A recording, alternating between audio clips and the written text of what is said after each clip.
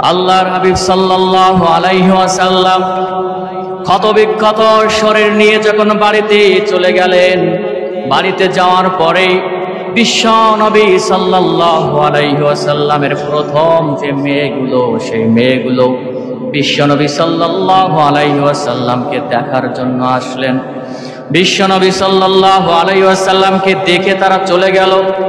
সর্বশেষ আসলো বিশ্ব নবী সাল্লাল্লাহু আলাইহি ওয়াসাল্লামের কলিজার টুকরা মেয়ে ফাতেমা রাদিয়াল্লাহু তাআলা আনহা।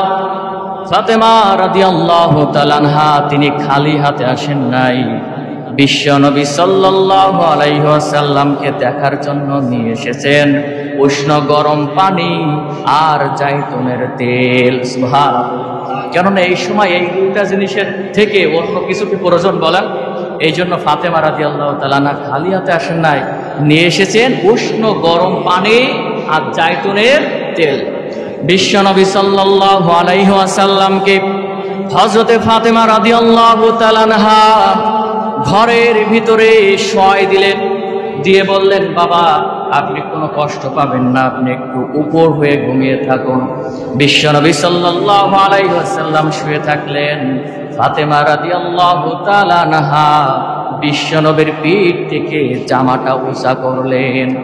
ফাতেমা রাদিয়াল্লাহু তাআলা আনহা জামাটা যখন উঁচা করলেন, তিনি অবাক হয়ে গেলেন, আরে কতটা নির্মম ভাবে বিশ্ব নবী সাল্লাল্লাহু আলাইহি ওয়াসাল্লামের সমস্ত শরীর কাফেররা ক্ষতবিক্ষত করেছে, এতটাই ক্ষতবিক্ষত করেছে বিশ্ব নবী সাল্লাল্লাহু আলাইহি ওয়াসাল্লামের জামা মুবারক বিশ্ব নবীর রক্তের সঙ্গে ক্ষতবিক্ষত লেগে আছে।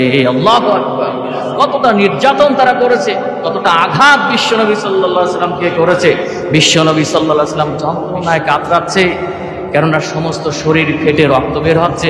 যন্ত্রণা কি কম? কথা বলেন, যন্ত্রণা কম? কথা বলতে হবে।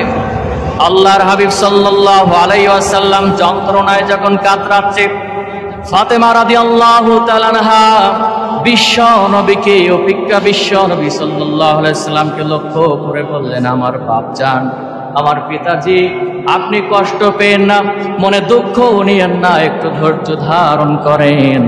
আল্লাহ পাক রব্বুল আলামিন অতি শীঘ্রই আপনাকে বিজয় দান করবেন। সুবহানাল্লাহ। মেয়ে দেখেন, অন্য মেয়েরা কিন্তু দেখে কথাবার্তা বলে চলে গেছে, ফাতেমা রাদিয়াল্লাহু তাআলা আনহা তিনি বিশ্ব নবীর পাশে বসে তানাকে কি করছে? উৎসাহ দিচ্ছে আর সান্ত্বনা দিচ্ছে, আর বিশ্ব নবী সাল্লাল্লাহু আলাইহি ওয়াসাল্লামের গায়ে রক্তে উষ্ণ গরম পানি দিয়ে মুছে দিচ্ছে আর জায়তুনের তেল মালিশ করে দিচ্ছে। সুবহানাল্লাহ বলবেন।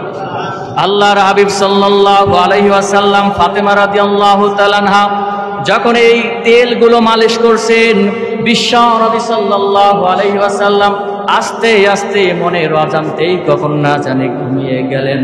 কিন্তু ঘুমের ভিতরে ঘুম পড়ার সঙ্গে সঙ্গে মৃত ঘুম। আল্লাহর হাবিব সাল্লাল্লাহু আলাইহি ওয়াসাল্লাম স্বপ্নের ভিতরে দেখছেন 10 মাস 10 দিন গর্ভে ধারিণী মা আমিনা বিশ্ব নবীর মাথার কাছে এসে হাত বুলিয়ে দিচ্ছে। আল্লাহু আকবার। হযরতে মুহাম্মদ সাল্লাল্লাহু আলাইহি ওয়াসাল্লামের মাথার উপরে হাত বুলাচ্ছে আর মা আমিনা বলছে, হে মুহাম্মদ, তুমি কষ্ট পেও না, দুঃখ পেও না। আল্লাহর হাবিব সাল্লাল্লাহু আলাইহি ওয়াসাল্লাম বললেন, মা জান, সেই 6 বছর বয়সে আপনি আমাকে রেখে আল্লাহর ডাকে সাড়া দিয়ে চলে গেছেন। আজকের কাফের বেদিন খ্রিস্টানরা আমার উপরে নির্যাতন করে। তখন বিশ্ব নবী সাল্লাল্লাহু আলাইহি ওয়াসাল্লাম বললেন, মা আজকে আর আপনি এসে না, আপনাকে আর আমি যেতে দিব না। আমিনা তিনি বললেন, হে মুহাম্মদ, আমার কলিজার টুকরা মুহাম্মদ, তুমি কষ্ট পেও না, দুঃখ পেও না। আমি আল্লাহর ডাকে সাড়া দিয়ে চলে গেছি, এই পৃথিবীতে থাকার সম্ভব নয়, কিন্তু তোমার পাশেই বসে আছে তোমার পাশেই বসে আছে তোমার কলিজার টুকরা মেয়ে ফাতেমা। আজকের শুনে নাও, আমার পরিবর্তে সেই তোমার মা। সুবহানাল্লাহ বলেন। বিশ্ব নবী সাল্লাল্লাহু আলাইহি ওয়াসাল্লাম সেখান থেকে শুরু করে ফাতেমা রাদিয়াল্লাহু তাআলা আনহাকে কোনোদিন ফাতেমা বলে ডাকতেন না, সব সময় কি বলতেন? মা বলে ডাকতেন। সবাই বলেন, কি বলতেন? মা বলে। আজকের মেয়ে সন্তান হলে আমাদের অনেকের কষ্ট লাগে, আছে না?